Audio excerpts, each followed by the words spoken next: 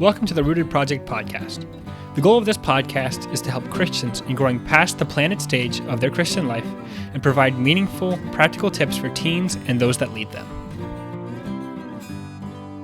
Hello, and welcome to another episode of the Rooted Project podcast. I'm your host, Josiah Sansoni. Today on the podcast, we talk to Shawn Myers, a friend of mine who grew up on the missions field and is training to go to another. We discuss how the coronavirus is affecting missions and how we, as a church, can help. We'll let Shawn introduce himself and then get right into it. My name is Shawn. Like you said, I'm from the country of Tanzania, East Africa. That's where I spent most of my life. My parents were church planting missionaries there. And it's a little bit interesting, honestly, to be on this side of things here in the States when this is going on, because usually when something would be happening, I would be on the other side and people would be talking about me. Like this podcast would be about me and my family instead of me actually being on this side. So it's great to be on this side and to be a different perspective. I was called to be a missionary to the Democratic Republic of Congo. That's where I'm currently training to be a missionary in the future. And yeah, is that sufficient for an intro? Yeah, that's a pretty good intro. Right. So the first question I have, this is the big question, obviously, because it's kind of the big thing that's happening right now, is with your background in missions, how is the coronavirus and COVID-19 affecting missions right now? Right. Well, that's a really good question, but it's also a very involved question. So if you don't mind, I'm going to try to break it down into a couple different parts. Yeah, go ahead. Take it. So first of all, I'm thinking, how is the coronavirus affecting missions, specifically in the two different kinds of countries that we see across the world? Because there are a lot of missionaries that are in countries that are similar to the United States. Missionaries in France, in Spain, Western Europe, even maybe in some Eastern European countries or some better-to-do Asian countries. All right, it's going to be a lot different experience than missionaries in third world countries. So in the first world setting, it's a lot similar to what we have in the United States, like I said. So people are going to be doing live streaming their services, just like we are here in the U.S. Of course, cities are going to have been more affected than out in a rural setting. But for the missionary and the way that his ministry operates, think about it in the terms of how it's going on with your church here in the United States. I was watching an interview yesterday with a missionary with GFF in France, and he's live streaming his services, just like we're doing at my church in Open Door. His members in his community are connecting with him through that. And I thought to myself, that's very similar to what I am going through. And so a lot of what we think of as missions going on around the world isn't so different from what we're experiencing here in the United States. When you get over to the third world environment, however, is where things really start to get interesting. Through the communication that I've had and paying attention to what's going on back in East Africa, where I'm from, I'm starting to notice a lot more going on. Churches are being shut down. And since people don't have, the technology that we do, a lot of places like in Kenya and Uganda, people are having to gather maybe even secretly in much smaller groups as opposed to even the 10 people or less thing, because they just shut them down completely. Does that answer your question, or you want me to go into more specifics? That's definitely something I hadn't even thought about is the fact that some of the other countries are like the United States. And I guess that's a very American thing for me to not think about, is the fact that there are other countries that are as advanced as us, and they do have a lot of things that we have. So it makes sense that they are still doing the same things we are.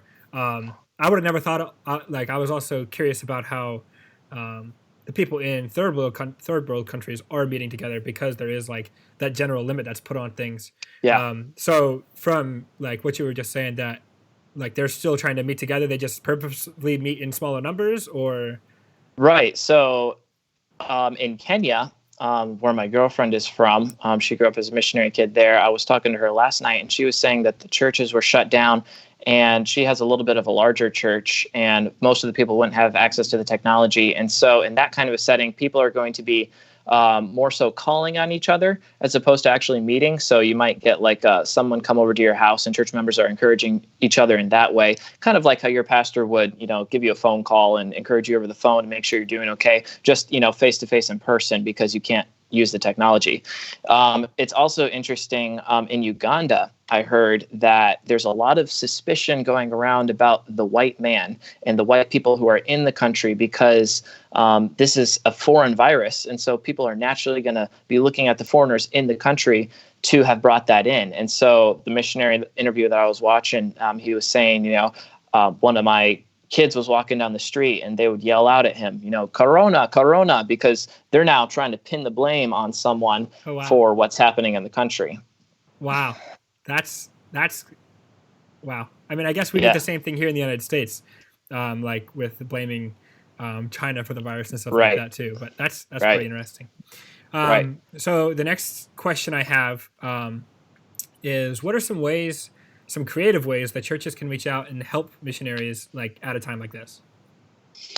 So one thing that I was starting to think about as I was thinking about how this is affecting missionaries themselves and in relation to how churches can be helping them is that missionaries on the field are going to be going through some hardships. I mean, similar hardships to what we have here in the States, but also a little bit more financial hardships. You're thinking about your churches. There's probably a drastic decrease in general of people giving their tithes and offerings and what they might normally give to the church. And so churches are going to be struggling financially.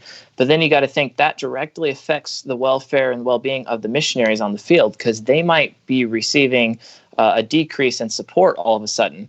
And so extra financial aid, if the church is able to, would be huge for missionary families. Heard of a church in West Virginia who had been saving up for something, that the Lord would have them to use in the future.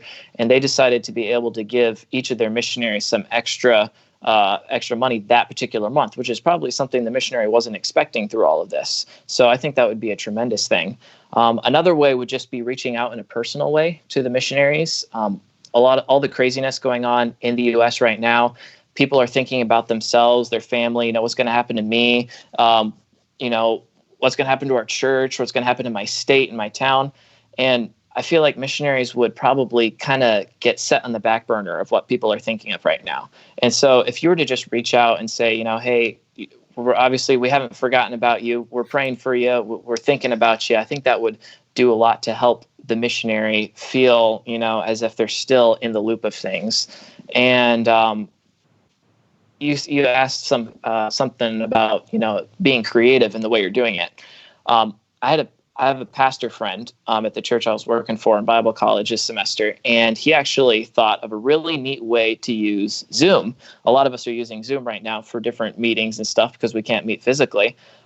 He'll actually have a small church fellowship on Zoom and then have a missionary tune in and give an update. And then people can ask them questions over Zoom, how is this affecting you in your area? Or, what are your plans going forward? And that really helps the church members and the missionary to connect on a personal way because you're talking to them face to face. So if something like that is possible, I think it would be a wonderful idea to implement. Yeah, it makes sense. And that sounds a lot like, again, kind of the idea of what we're talking about with, their churches not being a lot different than our churches. My small group, my college and career class did something similar where we got on a Zoom call and just all hung out and talked. And that was an encouragement to me. Right. And I'm here in the States and they don't live that far away and stuff like that. So I can only imagine how much of an encouragement it could be to people who are like somewhere else. So along those lines, since we talked about creative ways that we can like reach out and help missions, what's something specifically that we can be praying for missionaries? Very good question, because again, it's helping us think about what we can be doing. I would say, first of all, that missionaries are going to have to be making a lot of decisions under abnormal circumstances, just like we are. But almost think of that in the next level, because in some of these countries where crazy things are going to start happening, I was thinking about the example in Uganda, Tanzania, and Kenya, where if you put the whole country on lockdown, people are going to start, going through extreme hardships. People who rely on their daily visit to the market to get food and supplies all of a sudden are confined to their homes, are not going to be able to live. Situations could get very bad very quickly. People in that third world environment that barely have anything to live on could start rioting. There could be an increase in crime. And so missionaries might have to make stressful decisions under these circumstances. And so the first thing, of course, would be to pray for wisdom. Pray for wisdom for the missionaries who are going to be going through things like this. You need wisdom just to be able to find your way, with what's going on here in the States. I need wisdom. You need wisdom. Our pastors need wisdom. But the missionary needs wisdom because they're going to have to think about what's best for my family, what's best for my ministry. I'm in the bush and, my church all of a sudden isn't allowed to meet. How am I going to turn this over to leadership? They're going to have to be making some very stressful decisions. Also pray for their safety, because if situations in countries deteriorate to the point where missionaries are going to have to leave the country, getting a safe flight out of the country could be very difficult. Finding a place for their family to bunker down and wait this whole thing out if it gets bad. I'm not saying it'll get bad, but if it gets bad, pray for their safety, and they could become easy targets for increased crime. Of course, pray for stability in the countries and for the virus concerns in these countries that don't have health infrastructures like Western countries do. It's always possible that the virus could spread an abnormally faster amount than it would here. So pray for their provision, as well as we mentioned financial things earlier. So kind of along the lines of what we've been talking about this whole time of like what we can do. And I feel like I keep saying along the lines like that, but this kind of like the point of this conversation is like what we can do as people who aren't missionaries. What are some things that teens can do to stay in touch and be involved in missions directly or indirectly? And it doesn't even have to be necessarily like about this time or like during the coronavirus, just some ways that they can stay in touch in general, whether that's directly or indirectly. Sure. Excellent question. So if you're a teenager and you're in a youth group and you attend a church and your church supports missionaries, you do have the opportunity to be involved in missions directly or indirectly anyway. But I think this is a unique opportunity for you to reach out specifically yourself to missionaries, whereas before you might not have thought, that would be weird for me to message a missionary over Facebook or send them an email or send, one of their kids a card in the mail or something like that. I think now would be a great opportunity for you as a teenager to take that step and say, these people go to my church, and by my financial contribution, whatever that may be, big or small, I'm contributing to their well-being. I'm contributing to their ministry. So for me to reach out in a personal way, I think that would be excellent for you and for the missionary to establish that connection between you two. Send them a postcard in the mail, send them a letter, find out if they have kids, ask them how they're doing. Missionaries love to talk to people, even if they can't answer right away because of, just the internet access that they have or the availability of certain things. It would still be great for you to write them a note over social media or an email and say, hey, I'm praying for you. I'm thinking about you. Is there anything that I can pray for you specifically? I think that's great, because for me anyway, and maybe this isn't true for all missionaries, I feel like if I were to be somewhere else, and I guess over time, that would be your home and stuff like that, but still to have like a little piece of home, whether it's like someone you don't even know, like reaching out to you and stuff like that, could be like a great encouragement, especially during times when they're making decisions where they don't really know how it's going to work one way or the other. Absolutely. That's part of the reason I love technology, is because it does make it possible to send an email or send a Facebook message or comment on an Instagram post or something like that. And along that, when it comes to technology and media, how can missionaries utilize social media in their ministry, specifically maybe to stay in touch or maybe even to just increase their ministry? I guess we've already talked about how they're not a whole lot different than us, but what are some unique ways that maybe missionaries can use social media? Yeah, so again, it would probably have to be depending on where they are. I know a lot of missionaries in Western countries are using it very similar to how we would use it. Facebook Live, posting on Instagram, or doing Instagram Live. I think those are excellent ways for the missionary to be able to impact their community, because like what you're saying on your podcast before with Craig, is people might tune in to the Facebook Live who otherwise wouldn't have come to church. So in Western Europe or in a nicer country around the world, I think that is definitely an option. Even in certain third world countries, though, I was just with a missionary before I left our Bible college, we were doing our missions conference, and it was the first time they had to do it live stream it only and not hardly have anyone come to the church. And that was the missionary speaker's first time to go through that. It gave me an opportunity to spend a little bit more time, because I was one of the only Bible college students left on campus, to kind of, get his insight on some things. And what he was doing, I actually was able to help him set up Facebook Live, and he was able to do a Facebook Live to his members who were back in the Ivory Coast, where his ministry is. And so he used his wife's account, but he tagged each of his members who he wanted the video to get to, so that they would get the notification, so that they can tune into his message of encouragement to them. I thought that was a great way to, if your members back wherever you are and you're in the States, let's say, like he was, I think that's a great way to just establish with them that you're still thinking about them. And you can do that because of the technology. You wouldn't have been able to do that 15 years ago. But use what you have. Use Facebook Live, use Instagram Live, use those things to post Bible verses or messages of encouragement, whether that's a video or even just, typing something and sending it out. Yeah, I think so. Being a media person myself and like loving cameras and stuff like that, I think that one of the things, and I've been saying this a couple times, that we're going to walk away with from the whole coronavirus situation is like just a better understanding of how we can do church like through media. I'm not saying replace the church with media, but just do church with media alongside of it. And I think, being able to stay connected with your church, whether you're here or whether you're a missionary, that's been like one of the biggest blessings. And, we down talk social media a lot. We talk about how dumb it is and how people who are on it are stupid and stuff like that. But the reality is, if we're using it in the correct way, like if we're using it for God's glory, then it can be a great tool. And I was just curious how, if it would be different from missionaries, and I think the only way it really would be if they're over here and they want to stay in contact with people over there, just like we could do if we traveled somewhere. Right. So what is one specific thing that you would want to tell missionaries right now to be an encouragement? If I were to say one thing to missionaries around the world, in the chance that they would be listening to this, or something that you guys can maybe adapt and put in your own words, is that God is definitely going to use you at this point in time for something special. And I would say, don't let what is happening around you distract you from the fact that God has put it all in place.